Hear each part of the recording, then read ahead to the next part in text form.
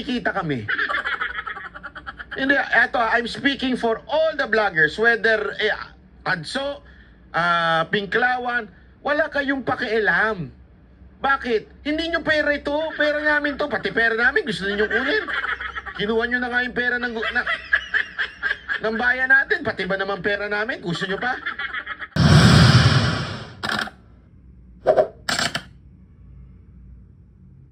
Who are only classified as high risk. So, why not? Baka merong loopholes, Mr. Chair, doon sa ating batas, doon sa BIR. Kasi nga, di ba gusto natin talaga na to generate revenue from those engagements. So, yun na po, Mr. Chair, yung follow-up natin sa YouTube. So, yun na lang po, Mr. Chair.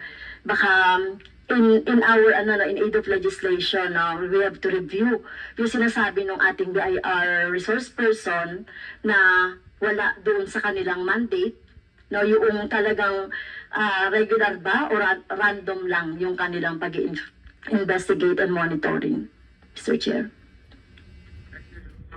Thank you, Your Honor. BIR, what exactly is the law governing this?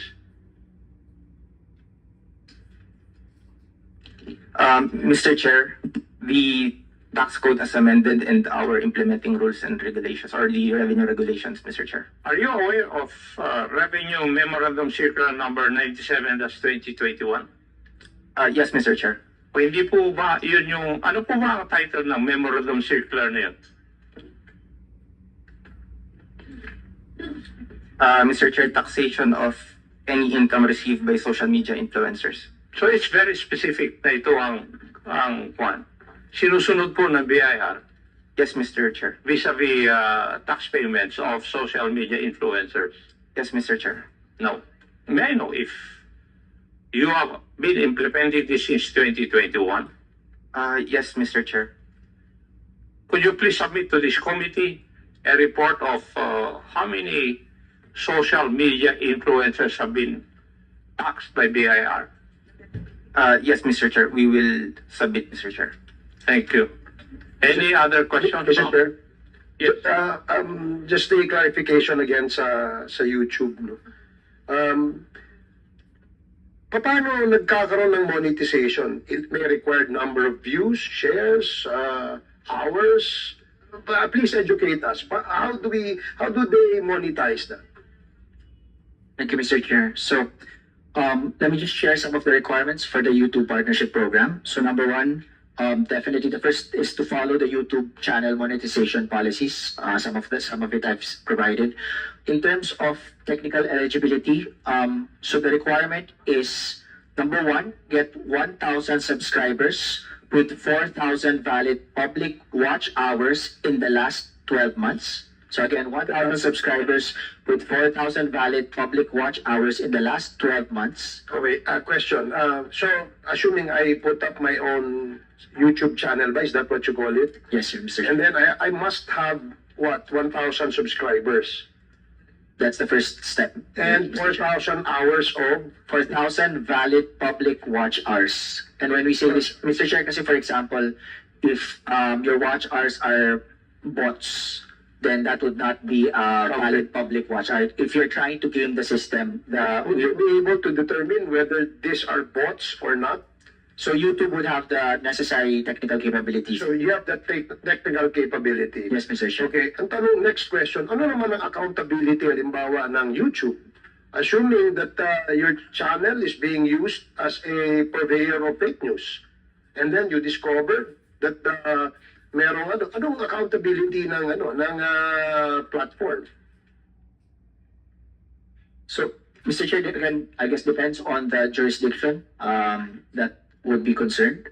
So, for example, Mr. Chair, if of course, Mr. Chair, it would be different if the channel is in the United States versus in Singapore, for example, which has POFMA, as discussed in the previous hearing. So, Mr. Chair, depends on the laws in the jurisdiction of the channel concerned.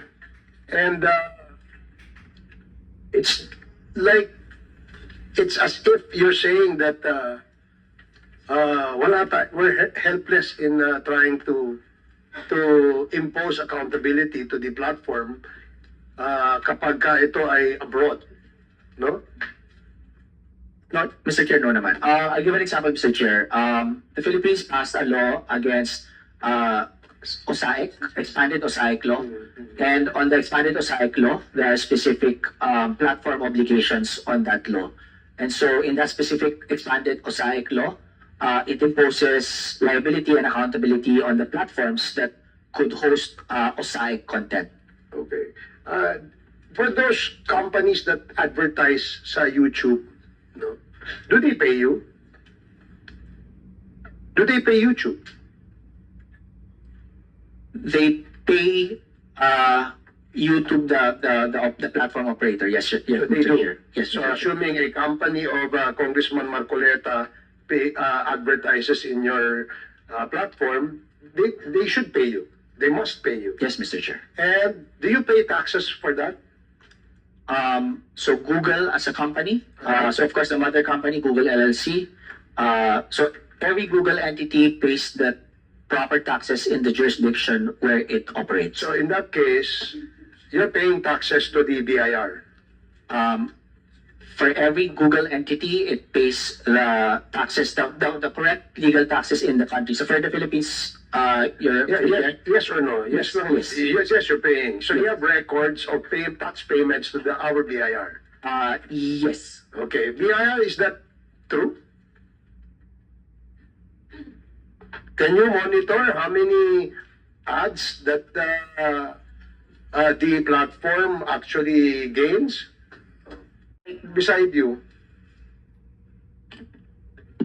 Mr. Chair, yes, Mr. Chair, insofar as the ad revenue specifically, so you monitor how many ads, magkanong payments nila, and you have that record sa BIR. no, Mr. Chair, unfortunately.